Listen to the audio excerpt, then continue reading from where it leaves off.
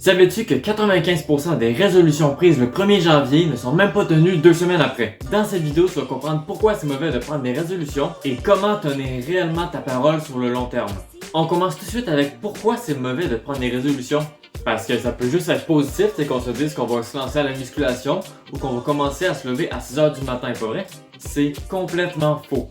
Mais c'est pas qu'on ne devrait pas commencer, c'est simplement parce qu'on choisit des objectifs basés sur le moment au lieu de qu'est-ce qu'on a réellement envie. Il y a une autre raison pourquoi on ne devrait pas prendre les résolutions à ce moment-là. Parce que les gens se disent, pour l'année prochaine, je veux commencer le sport, je veux arrêter la cigarette, je veux même arrêter d'aller manger au resto, je vais apprendre la guitare et arrêter les réseaux sociaux. Ah, puis aussi, s'il te plaît, pour de vrai, fais pas ça, il y a beaucoup trop de choses. Ça va être absolument impossible de tenir sur le long terme si vous avez 10 nouvelles choses dans votre vie.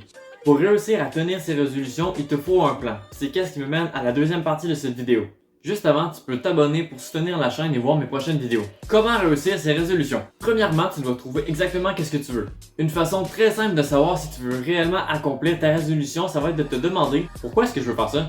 Puis tu prends celle qui aura la réponse avec le plus de sens puis qui va faire le plus gros changement. Maintenant, tu dois trouver la première étape pour commencer. Et surtout, si vous voulez vous mettre au sport, s'il vous plaît, ne vous dites pas que vous allez y aller à chaque jour. Parce que vous ne serez pas capable de le tenir. Sinon, c'est un échec garanti. Commence tout petit, puis au fur et à mesure, tu vas pouvoir augmenter progressivement. Et j'ai bien dit progressivement, ok? Commencez pas avec une fois par semaine pendant le premier mois, et après ça, vous tombez à 5 fois par semaine. Allez-y, tout doucement. Comme ça, vous travaillerez sur l'habitude de faire l'action. Parce qu'il faut simplement tenir sur le long terme.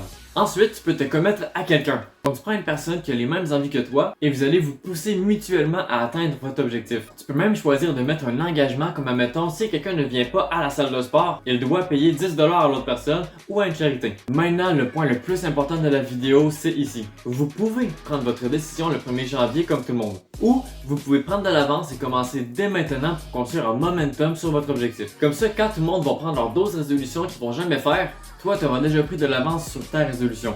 Tu vas être parti pour devenir la meilleure version de toi-même. C'est toi qui décides, mais si j'étais toi, mon choix serait vite fait. Si tu veux écouter d'autres vidéos pour poursuivre ton apprentissage, j'ai fait d'autres vidéos sur plein de sujets qui vont t'aider à apprendre plein de choses juste ici.